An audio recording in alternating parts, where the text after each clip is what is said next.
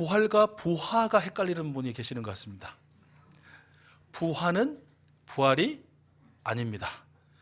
보통 부활절 시즌이 되면 가장 많이 어떤 기독교 백화점이나 아니면 그냥 일반 사람들에게도 등장하는 것이 바로 알과 병아리의 그런 모습입니다.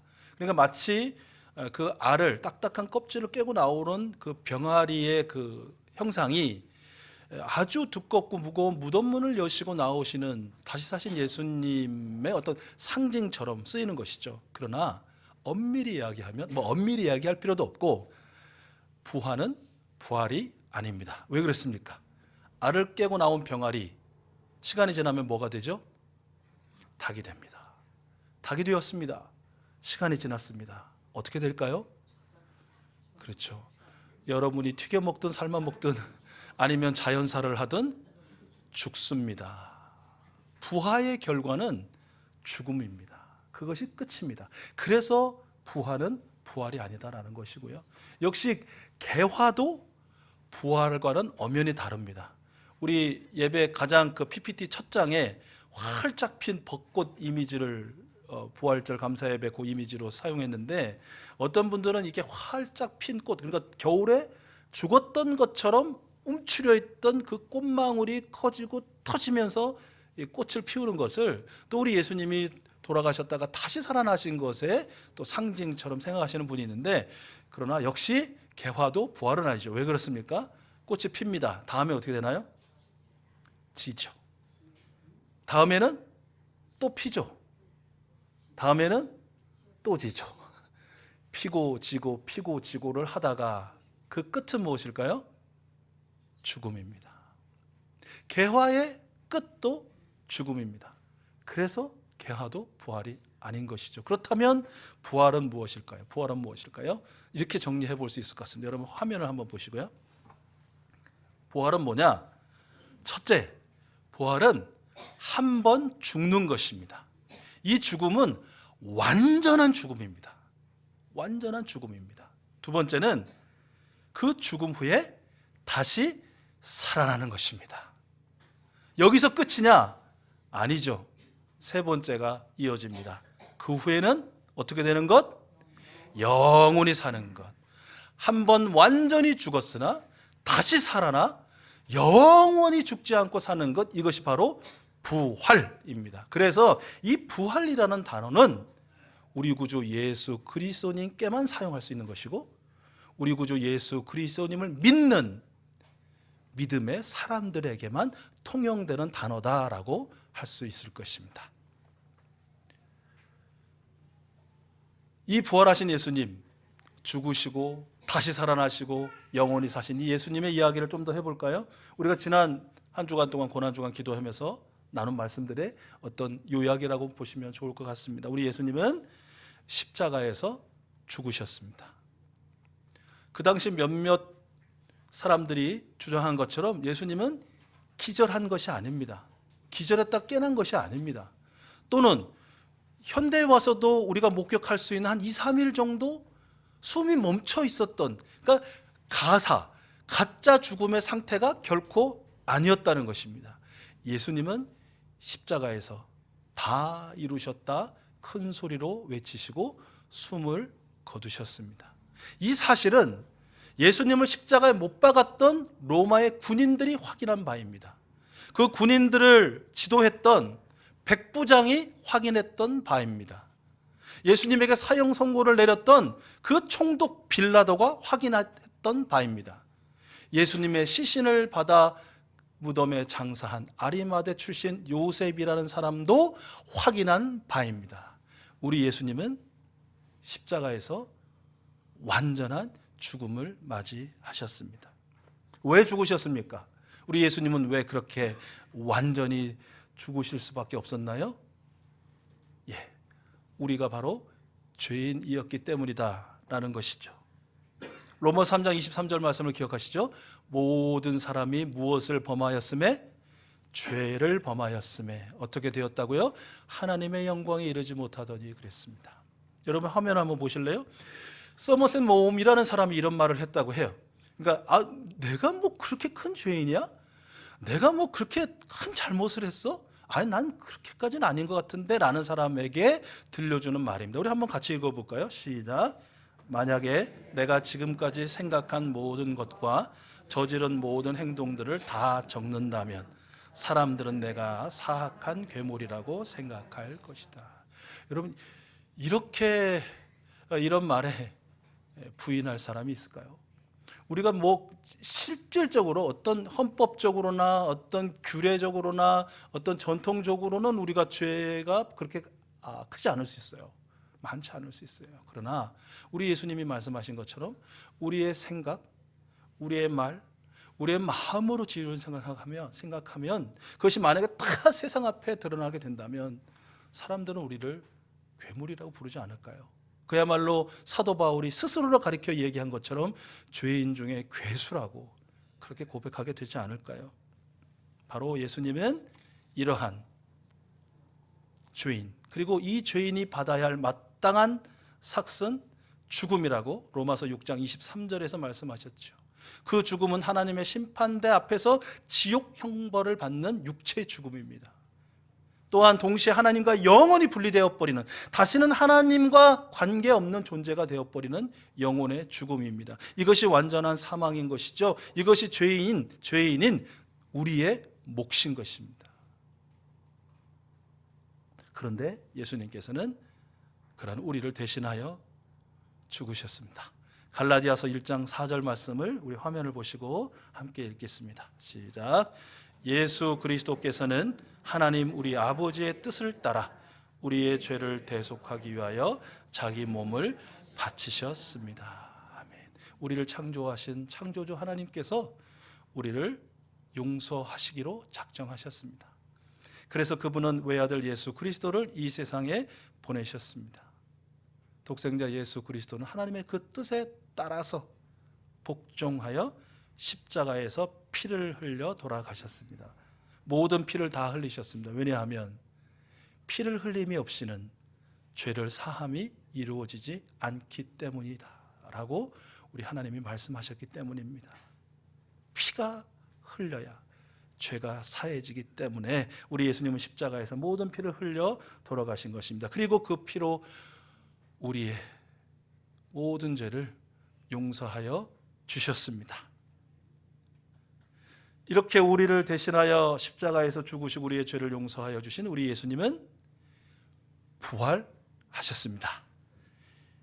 우리가 잘 아는 것처럼 이 세상의 모든 사람들에게는, 살았던 사람들에게는 무덤이 있습니다.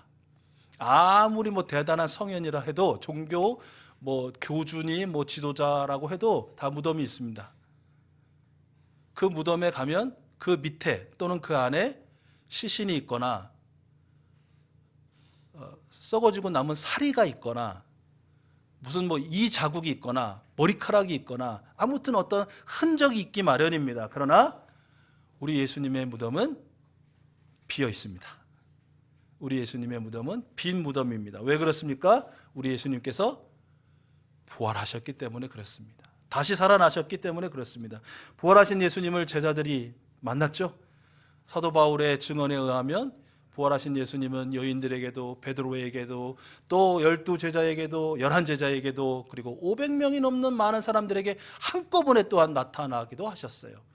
이 말을 하고 있는 사도 바울 자신에게도 우리 예수님 나타나 보여주셨습니다. 그리고 예수님 부활 승천 후에 2000년이 넘는 이 교회의 역사 동안 인종과 민족과 국적을 가리지 않고 또 제각각 다른 삶의 배경을 가지고 있는 수많은 사람들, 히브리서 기자의 표현에 의하면 구름처럼 허다한 예수님 부활의 증인들이 우리 예수님의 부활을 경험하고 예수님을 만났던 것이죠.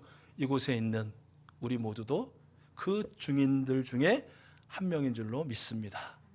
그래서 지금 이렇게 부활하신 예수님을 예배하고 있는 것이죠. 중요한 것은 부활하신 우리 구주 예수 그리스도님처럼 우리도 부활할 것입니다. 부활할 것입니다. 말을 좀 바꾸겠습니다. 예수 그리스도님처럼 우리도 부활합니다. 아멘. 고린도전서 15장 20절에서 22절 말씀을 우리 화면을 보시고 함께 읽겠습니다. 시작. 그러나 이제 그리스도께서는 죽은 사람들 가운데서 살아나셔서 잠든 사람들의 첫 열매가 되셨습니다. 한 사람으로 말미암아 죽음이 들어왔으니 또한 한 사람으로 말미암아 죽은 사람의 부활도 옵니다. 아담 안에서 모든 사람이 죽는 것과 같이 그리스도 안에서 모든 사람이 살아나게 될 것입니다. 아멘, 아멘. 아담의 후손으로는 모든 사람이 죽을 것이나 우리 구주 예수 그리스도를 믿는 사람은 그분 안에서 살아나게 될 것입니다. 이것이 하나님의 약속이고 또한 이루실 실체인 줄로 믿습니다. 어떤 모습으로 부활할 것인가? 고린도전서 15장 49절 이어지는 말씀인데요, 함께 또 말씀을 통해 읽겠습니다. 우리는 어떻게 부활할 것인가? 시작. 흙으로 빚은 그 형상을 우리가 입은 것과 같이 우리는 또한 하늘에 속한 그분의 형상을 입을 것입니다. 아멘, 아멘. 우리가 아담의 모양처럼 흙으로 와서 흙으로 돌아가지만 부활할 우리는 어떤 형체를 입느냐? 하늘에 속한 그분, 누구죠? 예수 그리스도의 그 부활의 영광체를 우리도 입을 것이다. 그렇게 부활할 것이다 라고 말씀하시는 것이에요. 그리고 그런 사람들이 어떻게 살게 되느냐? 요한계시록 22장 5절 말씀이죠. 이렇게 기록하고 있어요. 우리 같이 큰 소망으로 읽어보겠습니다. 시작. 다시 밤이 없겠고 등불과 햇빛이 쓸데없으니 이는 주 하나님이 그들에게 비치심이라. 그들이 세세토록 왕노릇 하리로다. 아멘. 그들이 세세토록 왕노릇 하리로다. 아멘. 여러분, 이 모든 말씀은요 제 말이 아니죠. 그 누구의 말이 아닙니다. 전능하신 하나님 아버지의 말씀입니다. 이 말씀은 우리를 위하여 죽으시고 부활하신 예수 그리스도의 말씀입니다. 이 말씀은 지금도 우리와 함께 계시는 보혜사 성령님의 말씀입니다. 여러분, 그러므로 부활을 확신하시기 바랍니다. 그 부활의 소망을 여러분 충만히 가지시기를 바랍니다. 그래야, 이러한 부활의 확신이 있어야 우리 그래도 좀 살맛 나지 않을까요? 여러분, 지난 한 주 어떻게 진짜 살맛 난다, 행복하다, 막 그냥 기쁨으로 춤을 추면서 그렇게 사셨나요? 그런 분도 계시겠지만 그렇게 하기에는 내가 너무 늙었어. 늙은 것도 서러워 죽겠는데 여기저기 너무 아파.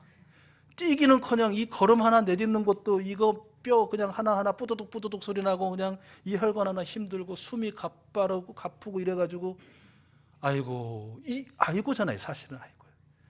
힘들잖아요. 여러분, 또 일하시는 건 어떠셨어요? 일이 막 행복하셨나요? 막 사업이 그냥 막 탄탄대로 열리던가요? 아니잖아요. 힘드시잖아요. 어려우시잖아요. 여전히 부활을 찬양하고 노래하고 막 하지만 힘드시잖아요. 이거 힘든 거 어떻게 이겨요? 그거 어떻게 겪지만 그것에 매몰되지 않고 떨쳐버리고 또는 뭐 함께 가지만 승리의 삶을 살 수 있어요? 부활의 확신밖에 없어요. 그래, 지금 내가 비록 이러한 삶을 살지만 내가 부활하신 예수 그리스도와 함께 부활하리라. 예수 그리스도의 형상을 입고 부활하리라. 그리고 영원한 하나님의 나라에서 세세토록 왕노릇 하리라. 이런 확신이 있어야 승리에 그래도 여지가 있지 않냐라는 것이에요. 내가 부활할까 말까? 내가 부활하면 내가 이 몸 그대로, 진짜 뭐 속된 말로 이 몸뚱아리 그대로 가지고 가는 건가? 아니면 예수님의 몸을 입는 건가? 또 내가 부활해가지고 어디 이 세상 또 지구 둥둥둥 떠다니는 거 아니야? 아니면 내가 진짜 천국에 가? 이렇게 희미하게 확신이 간다면 이 힘든 인생, 물론 뭐 힘든 것만 있지는 않으시죠. 보람도 있고 기쁨도 있고 즐거움도 있지만, 그러나 힘든 게 사실이니까 사실대로 이야기하면 이거 어떻게 하냔 말이야. 이거 맨날 그냥 엉엉 울고 가슴 치고 괴로워하다가 그냥 지옥 가기 전에 이미 지옥을 살면 어떡하냔 말이에요. 이 부활의 확신을 가지고 예수 부활하셨네, 나도 부활하리라, 나도 예수님의 형체를 입고 부활하리라, 영원한 천국에서 세세토록 왕노릇하리라 라는 이 아멘, 이 확신을 가지고 힘드시지만 우리 성령님이 함께 하시는, 도와주시는 여러분의 그 인생길, 얼마가 남으셨는지 모르겠지만 우리 하나님 품 안에 안기실 그날까지, 부활하신 예수님 만나시는 그날까지 매일 승리를 경험하시다가 불현듯 그 그 승리의 하나님의 천국에 입성하시게 되는 우리 모두가 될 수 있기를 소원합니다. 자, 이게 중요한 게 하나 있어요. 근데 이제 오늘 그 지난주 말씀과 이어서 좀 살펴볼 건데, 그러면 나 혼자 갈 거냐? 그러면 나 혼자. 그럼 나 혼자 부활하고 나 혼자 예수님의 형체를 입고 나 혼자 그러면 하나님의 천국에 가서 나 혼자 세세토록 왕노릇 할 것이냐? 그래도 되는데 우리 예수님은 그렇게 말씀하지 않으셨다라는 것이죠. 오늘 다시 한번 살펴보신 말씀처럼 우리 예수님은 너 혼자 가지 말고 같이 가라. 같이 가라. 너 혼자만 제자 되지 말고 또 한 사람을 제자 만들어서 같이 가라. 너 혼자만 나 닮는 재미, 나 닮아 사는 그 기쁨 누리지 말고 또 한 사람을 나를 닮아가는 그 기쁨을 누리도록 돕고 세워서 함께 와라. 이렇게 우리 주님 말씀하신다는 것이죠. 예수님께서 명령하신 교회의 존재 목적, 그것은 바로 제자를 만드는 것이라고 했죠. 제자를 만든다는 것은 뭐냐? 내가 먼저 예수님 닮아 사는 제자 되는 것이다. 그리고 또 한 사람을 예수님 닮아 사는 제자 되도록 만들어가는 것이다. 돕는 것이다. 라고 지난주에 말씀했어요. 그래서 그러면 어떻게 제자를 만들 수 있느냐라고 했을 때 우리 예수님께서 방법을 가르쳐 주셨다고 했고, 그 네 가지 동사 중에 이제 명령형을 빼는 이 명령을 이루기 위한 나머지 세 가지 동사 한번 살펴보죠. 여러분 화면을 보시고 우리 28장 19절에서 20절 상반절 말씀인데요. 우리 크게 한번 같이 읽겠습니다. 시작.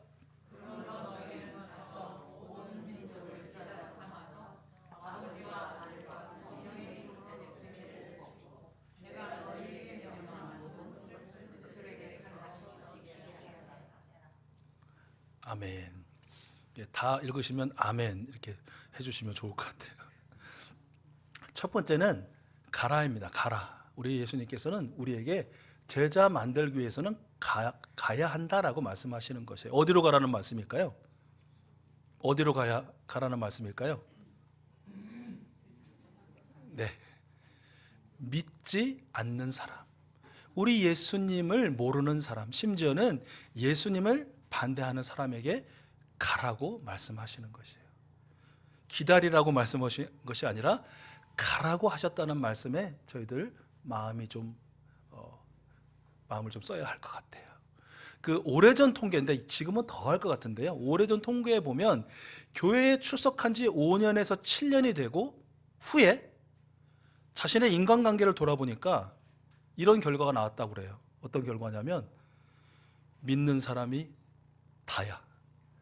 바꿔 말하면 주변에 안 믿는 사람이 없어지는 놀라운 역사가 일어나더랍니다. 교회 다닌 지 5년이나 7년 지나면. 우리는 어떨까요? 우리 더 오래됐잖아요. 여러분 주변을 한번 보시죠. 믿지 않는 사람이 아예 없거나 거의 없을 확률이 많습니다. 뭐 저도 마찬가지이고요. 그래서 예수님은 우리에게 다시 명령하시는 거예요. 믿지 않는 사람에게 가라. 우리나라에 한정시켜보면 한 10%에서 12%를 헤아리는 이미 믿는 사람에게 가지 말고 90%에 육박하는 예수님을 아직 모르고 믿지 않는 사람에게로 가라라고 우리 예수님께서 명령하고 계신다라는 것이에요. 더 애쓰지 않으면, 더 노력하지 않으면 만나기 힘듭니다. 이미 우리는 그렇게 주변 정리가 되어버렸어요. 정리된 그 주변의 울타리를 우리가 깨치고 나가지 않는다면 우리는 만날 수 없는 것입니다. 그래서 어떤 분은 그렇게 말씀하세요. 한 번에 믿지 않는 사람 막 여러 명 만나려고 하지 마라. 어떻게 하면 된다? 몇 사람만 만나면 된다? 왜? 딱 한 사람만 믿지 않는 사람 만나면 된다. 왜? 믿지 않는 사람 주변에는 다 믿지 않는 사람들만 있으니까 내가 일부러 찾아가지 않아도 그 한 사람만 내가 만나서 섬기고 또한 예수님을 믿게 할 수 있다면 그 다음부터는 누가 하냐면 그가 한다는 것이에요. 이것이 하나의 소위 전도 전략이라고도 말씀하시는 분이 있는데, 예수님의 명령은 믿지 않는 사람 그 한 사람에게로 가라라는 것 우리 기억하셨으면 좋겠어요. 두 번째는 세례를 주라입니다. 세례를 주는 거. 여러분 세례는 누가 주나요? 세례는 아무나 주는 거 아니죠. 그렇죠? 어떤 공인된 인정받은 목회자, 교육자, 세례를 줍니다. 그러면 이 세례를 주라는 말은 무슨 뜻일까? 신약교회 시대의 세례는 언제 주었냐면 예수님을 나의 주님으로 모시어 드립니다 라고 신앙을 고백한 그 순간 즉시 세례를 줬습니다. 침례를 줬습니다. 그러니까 예수님을 믿는다는 신앙 고백과 세례는 동시에 일어나는 일이었어요. 그러므로 세례를 주라는 말은 무슨 말이냐면 예수 그리스도를 영접하도록 도우라라는 그 말이에요. 우리가 가서 믿지 않는 사람에게 가서 뭐 선물도 하고 챙겨주고 이야기도 들어주고 막 하지만 마지막 핵심은 뭐냐? 결론은 뭐냐? 예수 그리스도를 영접하세요 라고 선포하는 것이에요. 들려주는 것이에요. 그가 할 수 있도록 돕는 것, 그것이 중요하다라는 것이에요. 우리 예수님께서 그렇게 하라고 말씀해 주고 계세요. 명령해 주고 계세요. 여러분 기억하시면 좋겠고요. 마지막은 지키도록 가르쳐라 라는 그 말씀이라고 했는데 어떻게 가르치는가? 말로는 안 되죠. 보여주는 것이죠. 우리 예수님을 닮아 살기 위해서 애쓰는 우리의 모습을 보여주는 것, 그것이 가르치는 것이죠. 예수님께서 이미 보여주신 가르침의 모범이죠. 제자들을 선택해서 3년 동안 동고동락하시면서 당신의 모든 말, 인격, 성품, 행동, 생각, 의지, 비전 다 보여주셨잖아요. 그리고 물론 그렇게 보여줘도 다 도망가는 것들이 사람이란 존재이지만 그 후에 부활하신 예수님을 만나고 이제 깨닫게 되고 그 예수님을 닮아 살려고 노력했던 그 제자들이 모범 대신 예수님을 따르는 모범이 되었듯 우리도 그 예수님을 따라 보여줌으로 가르치는 그러한 사람들이 되어야 할 것입니다. 경험하셨겠지만 믿지 않던 사람들이 믿는 사람들, 예수님을 믿는 사람들을 멀리하고 이렇게 싶은 그런 욕구들이 강하대요. 왜 그럴까요? 왜 가까이 하고 싶지 않고 왜 멀리하고 싶을까요? 여러 가지 이유가 있겠지만 어떤 분이 그렇구나라는 이유를 딱 한 가지 꼽으시더라고요. 그건 뭐냐면 자기 말을 잘 안 들어준대요. 이를테면 그런 거예요. 자기가 뭐라고 얘기하면 뭘 얘기를 조금 하려고 하면 됐고 예수 믿어, 교회 나와. 이게 자기가 할 말만 그냥 뚝 하고 만났다 하면 교회 나와, 예수 믿어. 그러니까 내 말을 전혀 들으려 하지 않고 내 형편이 어떤지, 내 사정이 어떤지, 내 마음의 괴로움이 뭔지, 내 소원이 뭔지, 바람이 많은지는 잘 안 들어. 듣다가도 그 정도 됐어. 자기가 들어줄 만큼 들었다고 생각하면 됐고 예수 믿어. 안 그러면 지옥 가. 우리 교회 나와. 얼마나 좋은지 몰라. 이게 결론이야. 그러니까 아멘 사람들은 이게 만났다 하면 맨날 예수 믿어 교회 나오라가 다니까 이 사람은 정말 삶이 없는 사람인가? 이 사람 어디 공중에서 둥둥둥 떠다니는 사람인가? 이런 생각을 자꾸 하게 되는. 그 다음부터 한 두세 번 그러고 나면 만나고 싶지 않아. 어차피 만나봐야 그 얘기뿐이니까. 그런데 가까이 하고 싶은 사람 있잖아요. 만나고 싶은 사람. 이건 내가 생각해도 진짜 지겨울 법한데. 내가 생각해도 이 정도 하면 진짜 할 만큼 했다고 생각되는데 왜 저 사람은 계속 나를 만나주지? 내 얘기를 들어주지? 시덥지 않은 내 이야기에도 웃어주고 또 때로는 진지한 얘기를 하면 깊이 공감해주고 또 헤어질 때마다 하는 말은 내가 위해서 기도해 줄게. 그거 해결될 거야. 그거 이겨낼 거야. 그거 다 없이 될 거야. 다음에 만나면 이겼지? 해결됐지? 아니, 안 됐어. 그래? 내가 다시 기도할게. 또 기도할게. 자기 얘기는 하나도 안 하고 내 얘기만 들어주고 또 내 중심으로 얘기를 한단 말이에요. 도대체 저 사람은 뭐야? 왜 저러지? 자, 여러분, 바로 믿지 않는 어떤 한 사람에게 질문이 생기고 호기심이 생기면 바로 그렇게 한 사람이 무엇을 갖게 된 것이냐? 부활 증인의 자격증을 획득한 사람이라는 거예요. 오늘 설교 제목을 부활 증인의 자격증이라고 했는데 부활 증인의 자격증은 뭐냐? 믿지 않는 어떤 사람에게 호기심을 갖게 하고 질문을 갖게 하고 만나고 싶은 사람이 되는 것. 그렇다면 그이는 자격증을 획득한 사람이에요. 그 사람은 이제 가서 예수 그리스도를 선포할 그런 자격을 갖춘 사람이 되었다라는 것이에요. 바로 그 소원하기는 우리 익숙수 가족들 한 분 한 분이 이런 부활 증인의 자격증의 소유자들이 될 수 있기를 축복합니다. 이미 갖고 계신 분은 뭐 세상적으로 말하면 2급을 갖고 계시면 1급을 가지시고 또 1급을 가지시면 그 이상이 가지고, 그래서 정말 예수님이 필요하고 예수님의 위로도 치료도 또 능력도 필요한 사람들, 그렇잖아요. 지금 우리야 할렐루야 예수 부활하셨네 하지만 정말 우리 사회에는, 이 시대에는, 온 열방 가운데는 예수 부활의 그 비읍자도 생각하기 어려울 정도로 지금 한탄스럽고 괴롭고 힘든 사람들 많잖아요. 예수 좋아하네, 부활 좋아하네, 다시 살아난다고 내가 지금 죽게 생겼는데, 이런 분도 많잖아요. 어떻게 해요? 그 사람들 누가 가서 위로해요? 누가 가서 먹이고 입힐 것이고 또 다시 일어설 수 있도록 도울 수 있어요? 예수님께서 가라고 명령하시고 세례를 주라고 명령하시고 제자를 삼으라고 명령하신 이 명령을 듣고 있는 부활 증인의 자격증을 가지고 있는 우리들 아니겠어요?